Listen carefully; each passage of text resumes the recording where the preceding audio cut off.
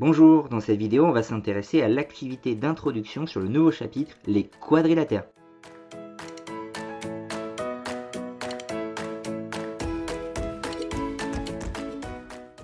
Alors je vais d'abord lire chacune des questions. Colorier de la même couleur les polygones qui font partie de la même famille.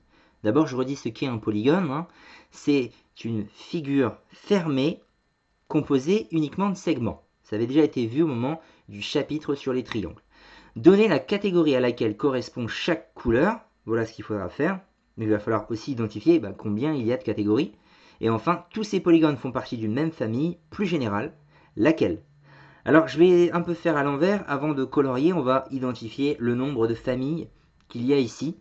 Alors, rappel, il y a les losanges, il y a les carrés, les rectangles, et enfin, dernier type de figure, les parallélogrammes. Il y avait 4 types de polygones ici, mais je vais en donner la définition, donc je vais aussi faire la question 3 avant de faire la 1. Tous ces polygones font partie d'une même famille plus générale, voilà ce qu'on nous disait. Pourquoi? Parce que ce sont tous les 4 des polygones, ça c'est la grande famille, mais en fait ils appartiennent à une famille un peu plus restreinte, plus particulière encore. Pourquoi? Quel est le point commun entre ces 4 polygones? C'est que les 4 possèdent 4 côtés, ce qui les classe dans la famille des quadrilatères. Ça c'est une famille un peu plus restreinte que les polygones. Et donc une fois qu'on a dit que ce sont des quadrilatères, je vais un peu donner les définitions du coup, pour enfin faire la question 1. On a donc un losange, je rappelle un losange c'est un quadrilatère dont les 4 côtés sont identiques. On a un rectangle, c'est un quadrilatère qui possède 4 angles droits. On a ensuite le carré. Alors le carré c'est à la fois un losange et à la fois un rectangle. C'est un losange puisque ses 4 côtés sont identiques, comme un losange. Et c'est aussi un rectangle puisqu'il possède 4 angles droits, comme un rectangle.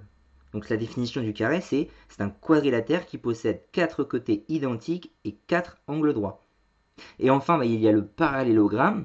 Alors là son nom aide beaucoup pour trouver la définition. C'est un quadrilatère dont les côtés opposés, c'est-à-dire les côtés l'un en face de l'autre, pas ceux qui se suivent, les côtés opposés sont parallèles. Voilà pour les 4 définitions. Bon après il n'y a plus qu'à colorier. Donc le losange, on en a un ici. On va assurer, pour ma part en tout cas. Donc c'est un losange, les 4 côtés sont identiques, on le voit grâce au quadrillage. On en a un ici, c'est le même, ici c'est le même.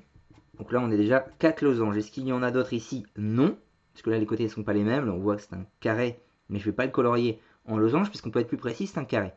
Et là on a d'autres losanges. Voilà.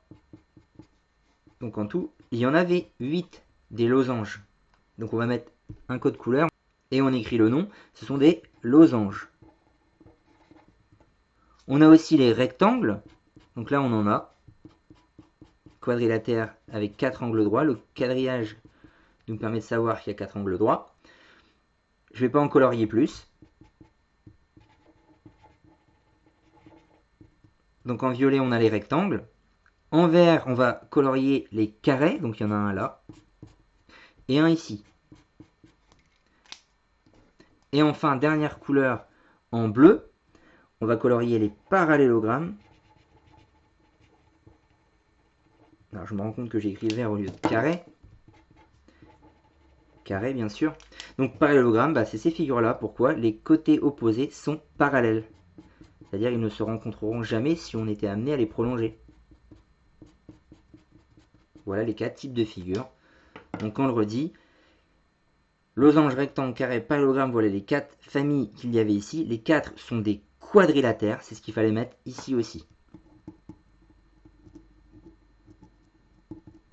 Voilà pour l'activité rappel.